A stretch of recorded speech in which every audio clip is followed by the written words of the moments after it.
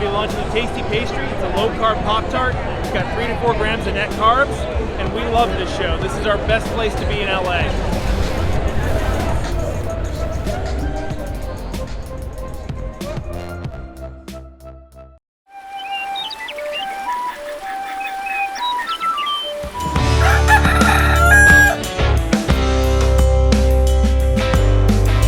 Welcome back to Legendary Foods Muscle in the Morning. I'm Dave Palumbo, and today is Monday, June 27th, 2022. And let's find out what's going on in the world of bodybuilding and fitness. Whenever I hear someone say that they have no plan B, I immediately think of one of two things.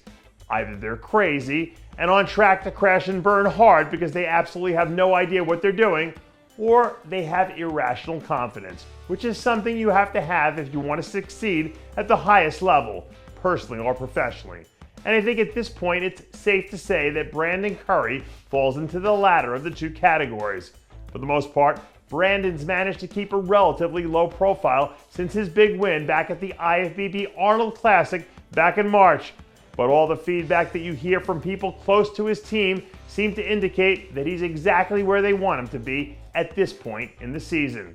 In a lot of ways, it feels like his win at the Arnold Classic went a long way towards reminding people that he was the reigning and defending Olympia champ not too long ago. And when you take into account some of the improvements that he's made over the last 2 years, you could actually make a solid argument for him being even better now than he was then. So if you can add a few more details between now and Olympia weekend, who's to say that he won't end up being the last man standing on that Olympia stage? I read once somewhere that adhering to a daily schedule is one of the best ways to hold yourself accountable and keep you on track to reach your long-term goals. So with that in mind, as objective outside observers, wouldn't you say that Regan Grimes is doing a pretty good job of holding himself accountable right about now? According to sources close to Regan's camp, his whole focus and prime objective is to do everything in his power to spend these next few months doing whatever it takes to get himself in position to make a real run for Olympia weekend. But if we're being honest, the statement that he's been making right now should be coming through loud and clear. He's heard the feedback, he knows what he needs to do, and he's made it his mission to spend the next few months holding himself accountable and executing his plan down the road. And before we sign off today, we have another brand new update from Justin Rodriguez coming hot off the presses. A few days ago, Justin gave his fans a peek behind the curtain to let them see what he's been working on the last 6 weeks. And as his team gears up to start shifting gears for the first phase of his Olympia prep.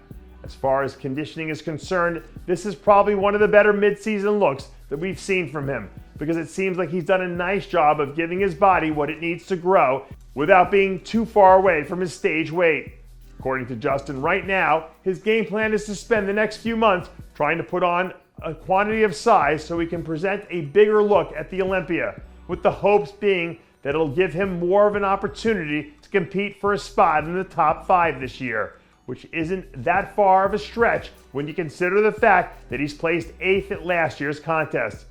So if he takes care of things on his end and catches a few little breaks here and there along the way, then one of those top 5 spots could definitely be within striking distance. And that does it for yet another edition of Muscle in the Morning. I'm Dave Palumbo, reminding you to always be true to your passions, and make sure to follow us on Facebook, Twitter, and Instagram.